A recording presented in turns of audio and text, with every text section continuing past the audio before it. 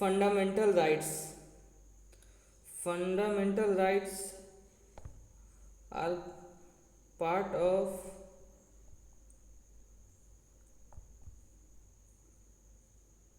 Constitution contained in Part 3rd, and it covers Article 12 to 35. अब हम देखते हैं फंडामेंटल राइट्स. तो fundamental rights mainly part 3rd of constitution में है, आर्टिकल 12 से आर्टिकल 35 तक.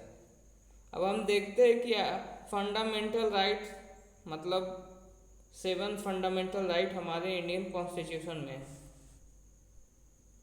7 fundamental rights. First fundamental right है राइट टू इक्वलिटी.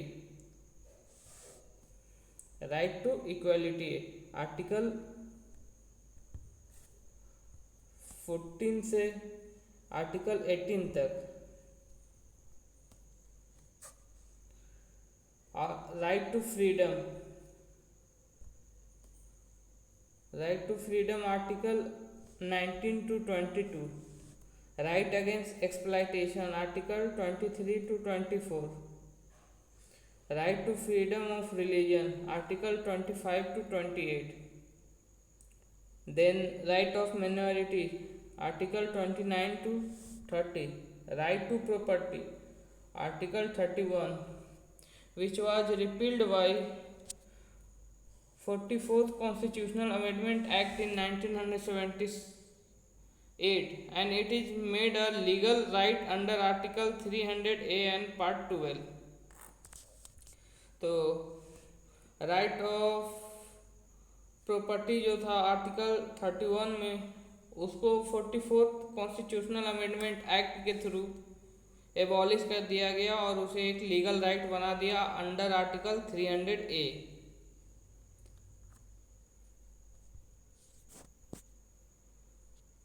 आर्टिकल 12. अब हम देखते हैं आर्टिकल 12 है क्या. तो आर्टिकल 12 में बेसिकली डेफिनेशन ऑफ स्टेट बताया गया.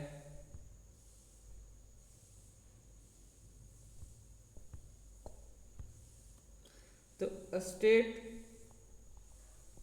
क्या होता है. तो स्टेट में basically union plus state government plus local urban local bodies और पंचायती राज. यूनियन में एग्जीक्यूटिव और लेजिस्लेचर. स्टेट में भी सेम एग्जीक्यूटिव और लेजिस्लेचर और एग्जीक्यूटिव, अर्बन लोकल बॉडीज और पंचायती राज.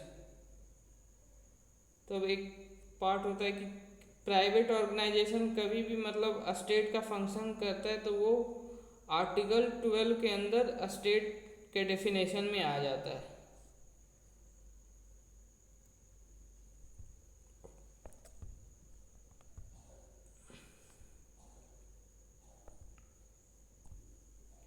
अब हम देखते हैं आर्टिकल 13 को. तो आर्टिकल 13 में मतलब बताया गया है कि लॉ किसे बोलते हैं.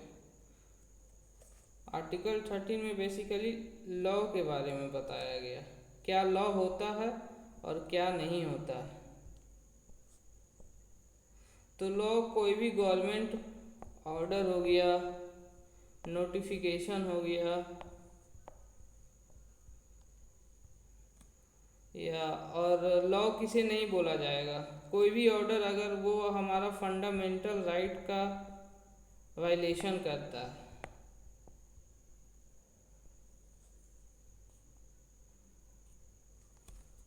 या हमारा फंडामेंटल राइट को एलिमिनेट करता है, तो वैसा लॉ को मतलब नल एंड वॉइड डिक्लेयर किया जाएगा हमारा जुडिशरी के द्वारा. अब है आर्टिकल 14. आर्टिकल 14 में मतलब बताया गया है equality of law and equal protection of law. Equality of law and equal protection of law. इसमें कुछ एक्सेप्शन दिया गया है, जैसे कि आर्टिकल 361 हो गया, आर्टिकल 361A हो गया, आर्टिकल 105 हो गया, आर्टिकल 194 हो गया, आर्टिकल 31C हो गया जो कि इम्यूनिटी प्रोवाइड करता है।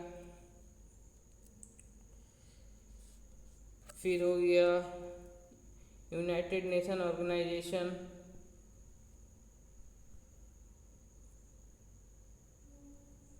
फिर हो गया फॉरेन कंट्री। ये सबको मतलब एक्सेप्शन के रूप में आर्टिकल 14 के अंडर में प्लेस किया गया है। अब हम देखते हैं आर्टिकल 15 को। तो आर्टिकल 15 मतलब prohibition of discrimination on the ground of religion, race, caste, sex, place of birth. इसमें बेसिकली मतलब किसी भी प्रकार का भेदभाव को खत्म करने के लिए इस कॉन्स्टिट्यूशन में प्रोविज़न है कि मतलब किसी के आधार, किसी के धर्म के आधार पे, किसी के जात के आधार पे, किसी का जन्म के स्थान के आधार पे कोई डिस्क्रिमिनेशन नहीं हो सकता है। आर्टिकल 15A में मतलब फॉर वीमेन एंड चिल्ड्रन के लिए प्रोविज़न, मतलब डिस्क्रिमिनेशन रोकने के लिए ये प्रोविज़न किया गया है। और आर्टिकल 15B में है socially and educationally backward class के लिए है। और 15C में है for SC and ST admission to private and public institution, it is for both public and private institution.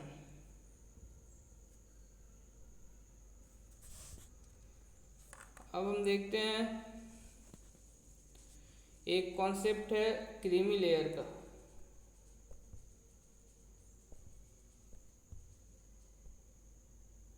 एक कॉन्सेप्ट है क्रीमी लेयर का। तो हम क्रीमी लेयर बोलते किसे हैं? मतलब OBC कैटेगरी के अंदर जो भी मतलब क्लास A या class B all India services में है, या फिर सेंट्रल सर्विसेज में है, स्टेट सर्विसेज में है, PSU में है, या फिर जिसके पास एग्रीकल्चरल लैंड एक थ्रेशोल्ड के ऊपर है, जिसका 8 लाख एनुअल इनकम है, जो डॉक्टर है, इंजीनियर्स है, आर्मी में कर्नल के रैंक पे है, या फिर नेवी ऑफिसर में उसी रैंक के इक्विवेलेंट है, या फिर कोई कॉन्स्टिट्यूशनल पोस्ट हो गया, ट्रेड हो गया, बिजनेस हो गया, इंडस्ट्रीज हो गया, ये सब प्रोफेशन को क्रीमी लेयर में रखा गया। और इन्हें मतलब रिजर्वेशन का बेनिफिट नहीं दिया जा सकता है, क्योंकि ये मतलब प्रिविलेज सेक्शन होता है। अब हम देखते हैं आर्टिकल 16 को। तो आर्टिकल 16 में बेसिकली बोला गया है पब्लिक एम्प्लॉयमेंट में कोई डिस्क्रिमिनेशन ना हो, उसके लिए प्रोविज़न है।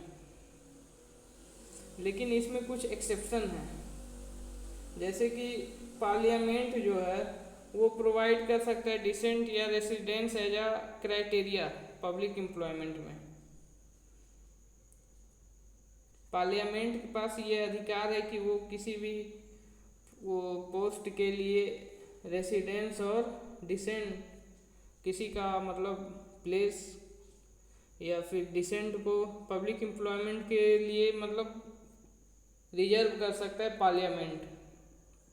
उसी तरह स्टेट क्या है रिजर्वेशन दे सकता है आप मतलब वैसे सेक्शन ऑफ सोसाइटीज़ को जो कि मतलब एडिक्वेटली रिप्रेजेंटेड नहीं है पब्लिक एम्प्लॉयमेंट में, जिनका कि पब्लिक पार्टिसिपेशन बहुत कम है, चाहे तो एम्प्लॉयमेंट में हो या फिर और भी कोई भी सेक्टर में।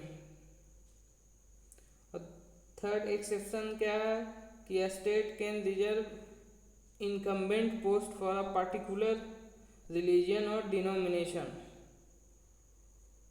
तो मतलब स्टेट जो है, राज्य सरकार किसी भी एक पोस्ट को एक पार्टिकुलर धर्म और डिनोमिनेशन के लिए रिजर्व कर सकती है।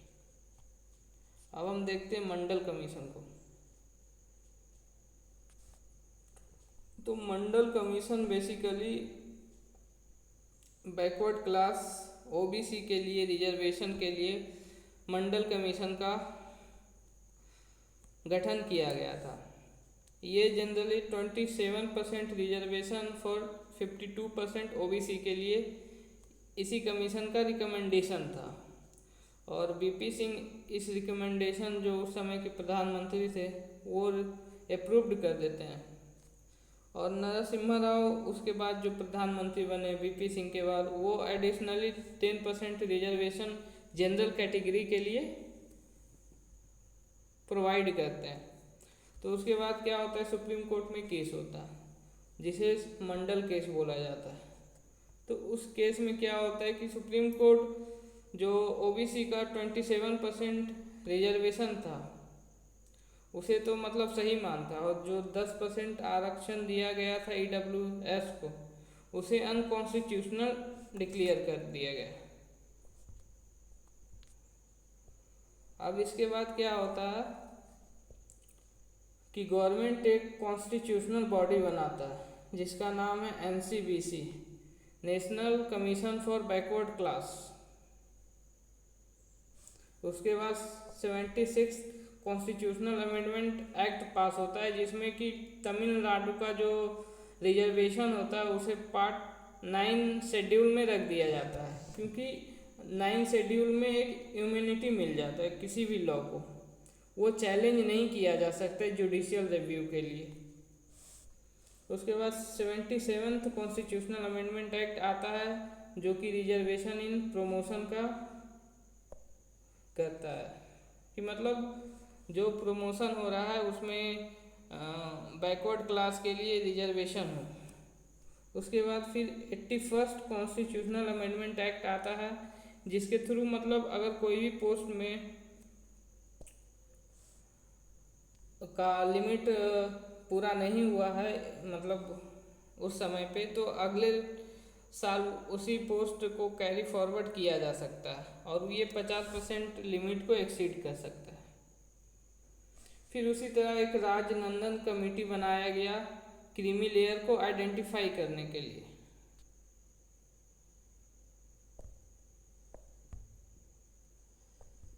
अब हम देखते हैं आर्टिकल 17 को। तो आर्टिकल 17 जनरली मतलब अनटचेबिलिटी को रोकने के लिए बनाया गया था, जिसको कि सब्सिक्वेंटली पार्लियामेंट एक लॉ लाता है अनटचेबिलिटी ऑफेंस एक्ट, जिसको कि बाद में protection of civil right act के रूप में मतलब चेंज कर दिया जाता है। उसके बाद फिर ना ही कॉन्स्टिट्यूशन के द्वारा ना ही पीसीआर एक्ट के द्वारा अनटचेबिलिटी को डिफाइन किया गया है।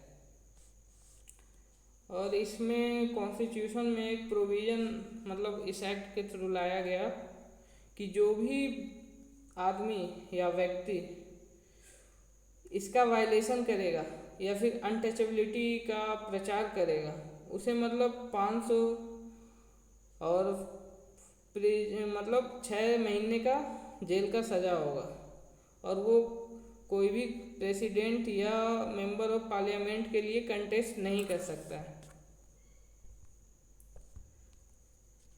अब हम देखते हैं आर्टिकल 18 को। तो आर्टिकल 18 बेसिकली इसमें टाइटल के बारे में बोला गया कि state can not confer title to any citizen, मतलब कोई भी राज्य अपने किसी भी नागरिक को कोई टाइटल नहीं दे सकता है, ना ही कोई सिटीजन किसी फॉरेन कंट्री से टाइटल रिसीव कर सकता है, ना ही कोई फॉरेनर जो यहाँ काम कर रहा है वो मतलब स्टेट से टाइटल रिसीव कर सकता है, ना ही कोई गिफ्ट या इमोल्यूमेंट रिसीव कर सकता है। अब जैसे पद्मश्री या पद्म विभूषण जो है वो टाइटल नहीं है, लेकिन इसका सफिक्स या प्रीफिक्स मतलब किसी भी नाम के आगे या किसी भी नाम के पीछे इसका यूज नहीं किया जा सकता। अगर ये यूज होगा तो इसका फुल फीचर हो जाएगा, इसे मतलब वापस ले लिया जाएगा। अब हम देखते हैं आर्टिकल 19 को।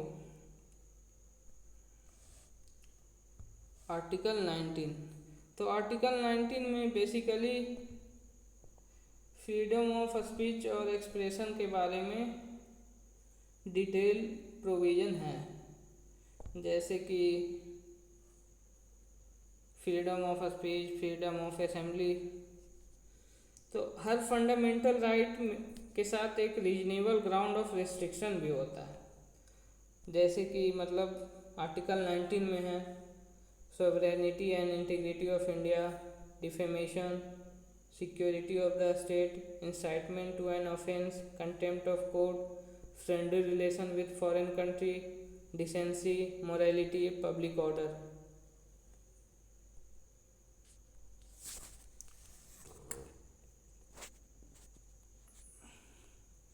अब हम देखते हैं कि आर्टिकल 19(2) जो है freedom to assemble peaceably and without arm, मतलब आप असेंबल कर सकते कहीं भी लेकिन बिना हथियार के और शांतिपूर्ण तरीके से। इसका रीजनेबल ग्राउंड ऑफ रिस्ट्रिक्शन जो है वो है public order, sovereignty and integrity of India. उसी तरह अगर आप सीआरपीसी में हैं तो मैजिस्ट्रेट प्रोहिबिट करता है गैदरिंग ऑफ 4 और मोर पीपल। उसी तरह आईपीसी का धारा 141 में है तो अनलॉफुल असेंबली को प्रोहिबिट किया जाता है। उसी तरह आर्टिकल 19(3) है फ्रीडम टू फॉर्म एसोसिएशन, मतलब कोई भी संगठन बना सकता है, सभी के पास ये अधिकार है, लेकिन इसका कुछ रीजनेबल ग्राउंड ऑफ रिस्ट्रिक्शन है, जैसे सोवरेनिटी। इससे इंडिया का सोवरेनिटी और इंटीग्रिटी पे कोई खतरा ना होना चाहिए, जैसे पब्लिक ऑर्डर नहीं बिगड़ना चाहिए, मोरालिटी और डिसेंसी बना हुआ रहना चाहिए। फिर आर्टिकल 19(4) में है फ्रीडम टू मूवमेंट, मतलब हम इंडिया के किसी भी पार्ट में मूव कर सकते, ये मतलब कॉन्स्टिट्यूशन के द्वारा हर एक सिटीजन को गारंटी किया गया है। लेकिन इसके साथ में कुछ रीजनेबल ग्राउंड ऑफ रिस्ट्रिक्शन है, जैसे कि पब्लिक इंटरेस्ट, शेड्यूल ट्राइब, या फिर जैसे मान लिया जाए कुछ पेंडेमिक आ गया जैसे कोविड-19 हो गया, या फिर ट्राइबल एरिया हो गया, या फिर पब्लिक हेल्थ को ध्यान में रखते हुए ये सब चीज़ किया जाता है। उसके बाद फिर आ गया आर्टिकल 19 का 5 फ्रीडम टू रेसिडेंस। ये 2 टाइप का है, एक टेम्पररी और एक परमानेंटली, मतलब आप किसी भी पार्ट ऑफ इंडिया में रह सकते हैं टेम्पररी और परमानेंटली। इसमें भी 2 पब्लिक इंटरेस्ट और schedule tribe reasonable ground of restriction है। अब हम देखते हैं आर्टिकल 19(6) को, जो कि है फ्रीडम ऑफ प्रोफेशन, मतलब कोई आदमी कुछ भी कर सकता है, ये फ्रीडम हमारा कॉन्स्टिट्यूशन के द्वारा दिया गया है। लेकिन इसमें भी रीजनेबल ग्राउंड ऑफ रिस्ट्रिक्शन है, जैसे कि मोरालिटी है, मतलब लीगल इलीगैलिटी है, हजार्डियस या डेंजरस नहीं होना चाहिए।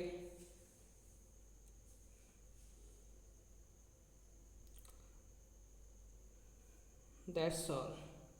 जय हिंद।